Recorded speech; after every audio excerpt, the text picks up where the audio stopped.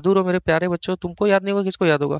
चलो आ जाओ, India 37 provision contingent liability contingent asset. Sir India 37 क्या हो सर, ये भी हम पढ़ के आ चुके हैं। हाँ हाँ, तुम सारे कुछ पढ़ के आ चुके हो, इंटर में बहुत अच्छे से तुमने पढ़ा था। Okay sir. सर प्रोविजन क्या होता है सर? सर प्रोविजन होता है, कंटीजेंट लायबिलिटी होता है, और क्या होता है, कंटीजेंट असेट्स होता है। तो सर इसमें आप हमें क्या पढ़ाने जा रहे हो? मैं बता रहा हूँ ना प्रोविजन क्या होता है। तो देखो प्रोविजन क्या होता है बच्चों, जब कोई लायबिलिटी आपको लगने लगे कि भाई आपकी होने वाली है, तो आप उसके लिए क्या करते हो, प्रोविजन बना लेते हो। तो प्रोविजन को लेके मैंने आपको सर सिंपल सा ये बताया था कि प्रोविजन कब रिकॉर्ड करेंगे, जब आपका प्रेजेंट ऑब्लिगेशन हो, ड्यू टू पास्ट इवेंट हो, और आउटफ्लो हो, रिलायबल एस्टिमेट हो। तो ये सारे कंडीशन जब आपके फुलफिल होंगे तो आप प्रोविजन रिकॉर्ड करोगे। सर प्रेजेंट ऑब्लिगेशन जैसे लीगल हो या कंस्ट्रक्टिव हो। लीगल में क्या था सर, जैसे कोई आपने कॉन्ट्रैक्ट कर लिया, आप उसको फुलफिल नहीं कर पा रहे हो, तो नहीं करोगे तो उसके लिए तो आपकी लायबिलिटी लगेगी, तो उसके लिए प्रोविजन बना के चलो। कोई कानूनी कार्यवाही आपकी हो गई तो उसके लिए प्रोविजन बना के चलो। सर प्रोविजन हम बना के चलेंगे जब हमारा लायबिलिटी मतलब प्रेजेंट ऑब्लिगेशन होगी ड्यू टू पास्ट इवेंट के जरूरत, फ्यूचर इवेंट के जरूरत नहीं, पास्ट इवेंट मतलब भूत में आपने जो काम किया है पास्ट इवेंट में, पास्ट में, उसकी वजह से आपकी कोई प्रेजेंट ऑब्लिगेशन हो रही है, जिससे आपका कुछ आउटफ्लो होगा। Sir present obligation due to past event and reliable मतलब आउटफ्लो कुछ होना चाहिए, तो अगर हो रहा है तो हम उसके लिए प्रेजेंट ऑब्लिगेशन बनाएंगे। तो सर हम ये कह सकते हैं यहाँ पे 50% से ज्यादा अगर आपकी कोई चांस है तो ही हम रिकॉर्ड करेंगे, यस। अगर 50% से कम चांस है तो वहां पे हम लोग क्या इसका रिकॉर्ड करेंगे, कंटिजेंट लायबिलिटी रिकॉर्ड करेंगे। अगर वो हमारी 50% से कम है तो कंटिजेंट लायबिलिटी रिकॉर्ड करेंगे, लेकिन क्या 5% से कम है तो भी हम रिकॉर्ड करेंगे, मतलब रिमोट चांस है नहीं, तो सर हम लोग इसको रिकॉर्ड नहीं करेंगे। ये केवल हमारा कहीं नहीं जाएगा, 5% से भी कम है तो हमारा जो है नोट्स टू अकाउंट में केवल हम उसको दिखा सकते हैं, अदरवाइज नहीं। नहीं तो आपको 5 से 50% है तो आपका नोट्स टू अकाउंट में कंटीजेंट मतलब वो कंटीजेंट रखा जाएगा, 5% से कम है तो वो तो कहीं जाएगा ही नहीं जाएगा। ओके सर, आपकी हो गई प्रोविजन। फिर आती है आपकी प्रोविजन का यूज आप किसके लिए करोगे। सर प्रोविजन का यूज केवल और केवल जिस पर्पज के लिए बनाए उसी पर्पज के लिए आप यूज करेंगे। उसके अलावा किसी भी पर्पज अगर करते हो तो सर आपको कहाँ जाना पड़ेगा, आपको इंडिया 8 में जाना पड़ेगा कि सर अगर प्रोविजन में चेंजेस होता है तो सर आपको क्या करना पड़ेगा, इंडिया से 8 प्रोस्पेक्टिव उसका रिवीजन करना पड़ेगा वैसे। फिर आपको ये आया कि सर आपको हर साल बैलेंस शीट डेट पे उसको मेजर करना पड़ेगा कि भाई क्या वो प्रोविजन एग्जिस्ट करती है ना, नहीं करती तो हम उसको रिवर्स करेंगे, वापस से लेके जाएंगे जैसे आपको एंट्री किए थे। और दूसरा, अगर बढ़ रही है तो हम ज्यादा वैल्यू बुक करेंगे। तो प्रोविजन का हम लोग हर साल बैलेंस शीट डेट पे रिव्यू करेंगे। फिर उसके बाद मैंने आपको बताया था कि प्रेजेंट वैल्यू निकाल के आप प्रोविजन बनाओगे, हर बेस्ट सर्कमस्टेंसेस को देखोगे कि आपकी प्रोविजन कितने पे बननी चाहिए थी। एक्सटर्नल एविडेंस को ज्यादा महत्व दोगे, क्योंकि आप तो कहोगे कि ज्यादा प्रोविजन नहीं बनाना है, प्रॉफिट हमें ज्यादा दिखाना है, तो एक्सटर्नल एविडेंस को आप ज्यादा महत्व दोगे। फिर उसके बाद क्या था कि बच्चों, सर प्रेजेंट वैल्यू हो गया, प्रोविजन का यूज हो गया, मेजरमेंट हो गया। सर कंटीजेंट लायबिलिटी के लेके क्या था, कंटीजेंट लायबिलिटी को लेके मैंने आपको बताया था कि सर यहाँ पे प्रेजेंट ऑब्लिगेशन नहीं होती है, यहाँ पे पॉसिबल ऑब्लिगेशन होती है कि मतलब हो सकता है।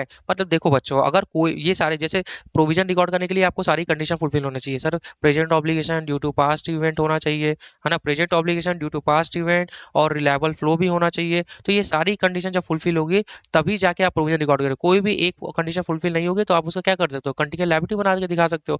और कंटीजेंट लायबिलिटी तभी बनेगा जब पॉसिबल ऑब्लिगेशन होता है, मतलब जो लाइकली होने की चांसेस जो है, मैंने आपको बताया था यहाँ पे होने की चांसेस कम है न होने से, होने की चांसेस ज्यादा नहीं है, मतलब 50% से कम है तो आप कंटीजेंट लायबिलिटी बना लो।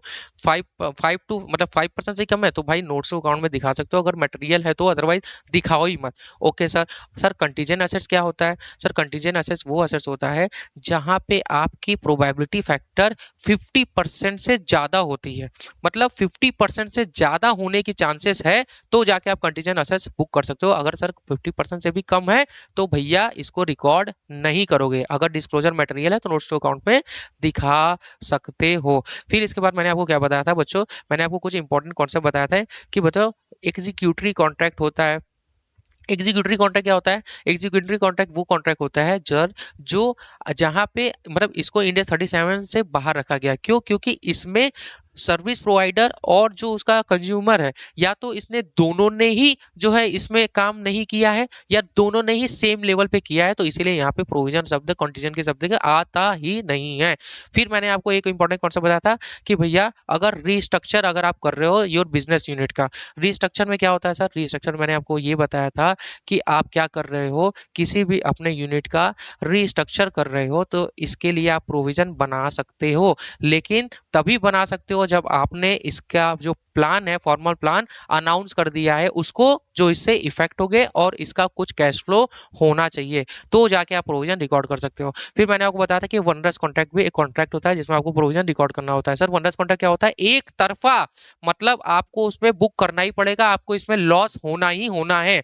तो इसमें कितने का लॉस बुक करोगे, तो मैंने आपको बताया था कि आपको ये देखना है कि अगर वो हम लोग नहीं करेंगे तो हमें कितने की पेनाल्टी लग रही है, और अगर हम जो इसको करते हैं तो हमारा कितने का लॉस हो रहा है, विच एवर इज लोअर आप उतने का प्रोविजन रिकॉर्ड कर लो। बस हमारी इंडिया 37 यहाँ पे विराम ले लेती है। आज वो देख लेते हैं कि हमने कुछ यहाँ पे छोड़ा है क्या, क्या जाएगा क्या नहीं जाएगा। एग्जीक्यूटिव कॉन्ट्रैक्ट मैंने आपको बता दिया बच्चों।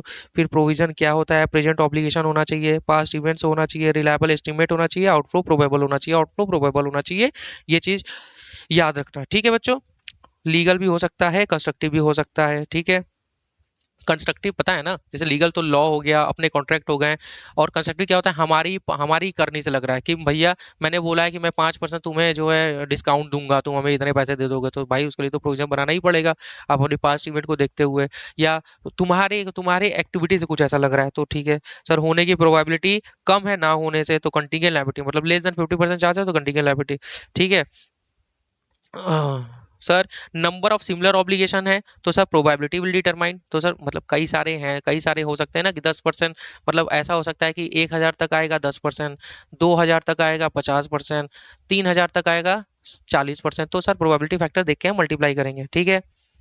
ओके सर, यूज जिसके लिए बना है उसके लिए, नहीं तो भाई जो डिफरेंस होगा वो इंडिया 8 में डील होगा। मेजरमेंट हर साल बैलेंस शीट डेट पे हम लोग रिव्यू करेंगे।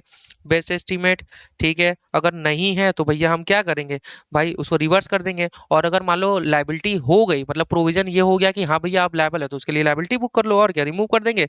और उसकी लाइबिलिटी मतलब अनसर्टेनिटी हट गई तो हम क्या करेंगे, प्रोविजन को लाइबिलिटी बुक कर लेंगे, जो भी बिल्स पेबल डेटर जो क्रेडिटर जो भी होना है। बेस्ट एस्टीमेट सारे रिस्क एंड अनसर्टेनिटीज को देखते हुए हम लोग बनाएंगे बेस्ट एस्टीमेट एक्सपेंडिचर, जो भी आपको प्रोविजन बुक करना है, judgement by management, independent expert बाहरी लोगों का भी आप लेंगे, ठीक है। सर सर ये भूलोगे सर, वेटेड एवरेज मेथड लगाएंगे, वही आपको क्या करना है कि लार्ज पॉपुलेशन ऑफ आइटम है तो भैया हम लोग वेटेड एवरेज मेथड लगाएंगे, वही 10% 20% अगर ऐसा है तो हम लोग उसको कंसीडर करेंगे, ठीक है। बेस्ट एस्टीमेट वाला भी ऑप्शन है कि भैया कभी कभी ऐसा होता है कि सर होगा नहीं होगा, तो यहाँ पे आप लोग जो मोर लाइकली होगा वो हम लोग देखेंगे सर, ठीक है ठीक है। Sir present value of provision निकालेंगे, okay sir. Expected disposal of assets, तो सर करेंगे ही करेंगे सर, प्रोविजन को देखेंगे डायरेक्ट, ठीक है।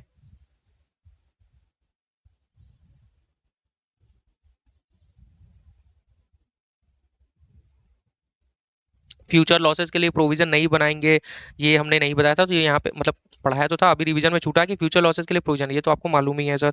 रीइंबर्समेंट, सर रीइंबर्समेंट देखो कभी कभी क्या होता है, रीइंबर्समेंट वाला पॉइंट छूटा था। रीइंबर्समेंट क्या होता है कि जैसे मान लो एक लाइबिलिटी के लिए कई लोग जिम्मेवार हैं, मतलब ऐसा भी तो हो सकता है ना कि चार पार्टनर हैं, चारों जिम्मेदार हैं, तो बाकी के तीन पार्ट, देखो पहले पार्टनरशिप फर्म में तो ऐसा हो ही नहीं सकता क्योंकि पार्टनरशिप फर्म में फर्म की लायबिलिटी रहती है, और वो भी पार्टनर्स के ही देखते हुए। तो जैसे मान लो, जैसे पार्टनरशिप छोड़ दो, जैसे मान लो कई लोग अगर अलग अलग सेपरेट लीगल एंटिटी है वो लोग जिम्मेदार हैं, तो आपको हर मतलब अगर आप ए हो तो बी सी का आपको प्रोविजन रिकॉर्ड करना पड़ेगा, क्योंकि भाई अगर वो नहीं देगा तो आपको रिकॉर्ड यहाँ पे करना पड़ेगा बच्चों। नहीं, ये तो मैं आपको कुछ और चीजें बता रहा हूँ, ये आपका रीइंबर्समेंट वाला पॉइंट है। रीइंबर्समेंट मतलब कि भाई कभी कभी क्या होता है, जैसे इंश्योरेंस सेक्टर में ऐसा होता है, वो अभी जो कॉन्सेप्ट बता रहा था वो भी बताऊंगा। रीइंबर्समेंट में मुझे लगा कि वो ये बता रहा है कि जॉइंट कॉस्ट वाला बता रहा है, तो रीइंबर्समेंट क्या होता है कि जैसे इंश्योरेंस सेक्टर में ये होता है कि आपको आपको इतना प्रोविजन आपको देना पड़ेगा, आपको ऐसा लग रहा है जैसे एसएफएस को लग रहा है सेपरेट एंटिटी को इतना पैसा आपको खर्च करना पड़ेगा, लेकिन आपको आगे से कहीं मिल जाएगा, तो आप क्या करोगे उसका नेट करके आप इसको निकाल प्रोविजन बुक कर सकते हो। जैसे 1 लाख का लग रहा है लेकिन 50,000 आपको मिल जाएगा, 60,000 आपको मिल जाएगा, तो केवल 40 का आप बुक करो, तो इतने का प्रोविजन। लेकिन ये तभी जब आपको वर्चुअली सर्टेन हो जाएगा तो ही आप इसको रिकॉर्ड करोगे। और जितने का, अब ऐसा नहीं कि 1 लाख का है, आपको 1,10,000 मिला तो आप 10,000 पे रिकॉर्ड करो, ऐसा नहीं, तो वो तो फायदा हो गया ना, उससे ज्यादा नहीं होना चाहिए। ठीक है। कंटीजेंट लायबिलिटी को केवल नोट्स टू अकाउंट में दिखाते हैं। ठीक है, प्रोबेबिलिटी कम है ना होने से। ठीक है, और प्रोबेबल है। ठीक है, इज नॉट रिकॉग्नाइज केवल नोट्स टू अकाउंट में दिखाया जाता है। 5% से भी कम है तो कहाँ दिखाओगे भाई? Disclose in notes to account में भी नहीं दिखाया जाएगा भाई, अगर मटेरियल नहीं है तो। ठीक है, आउटफ्लो पॉसिबल नहीं है, प्रोबेबल है। ठीक है, नो रिलायबल, मतलब अगर मान लो आउटफ्लो प्रोबेबल है लेकिन फिर भी रिलायबल एस्टिमेट नहीं है तो कंटीजेंट लायबिलिटी डिस्क्लोज करेंगे भाई। ठीक है सर। यहाँ पॉसिबल ऑब्लिगेशन है, नॉट प्रेजेंट ऑब्लिगेशन। कंटीजेंट ऐसे 50% से ज्यादा है तो ही हम लोग रिकॉर्ड करेंगे। भाई वर्चुअली सर्टन हो जाएगा तो ही हम लोग को रिकॉर्ड करना है, अदरवाइज नहीं। तो देखो एक टेबुलर था, 95% से ज्यादा है तो प्रोविजन बनाएंगे, असेट बनाएंगे। तो कंटीजेंट असेट बात ही नहीं, सीधा असेट्स बना देंगे।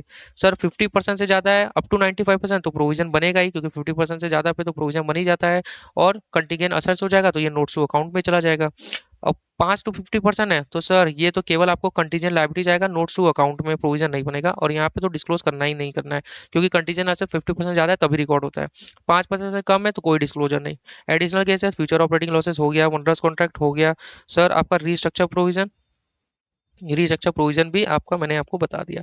सर आपका इंडिया 37 भी हो गया। चलो, अब मुझे इतनी खुशी मिल रही है ना यार, क्योंकि हमने देखो कितने इंडिया रिवाइज किए, मुझे बहुत अच्छा लग रहा है, बहुत ज्यादा अच्छा लग रहा है। कहाँ गया, कहाँ गया?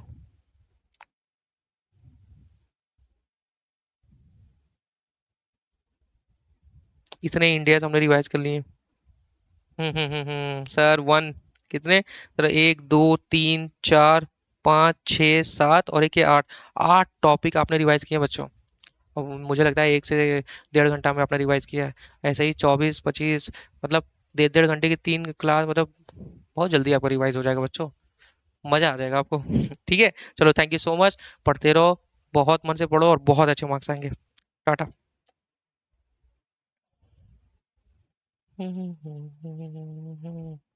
हर हर महादेव बच्चों।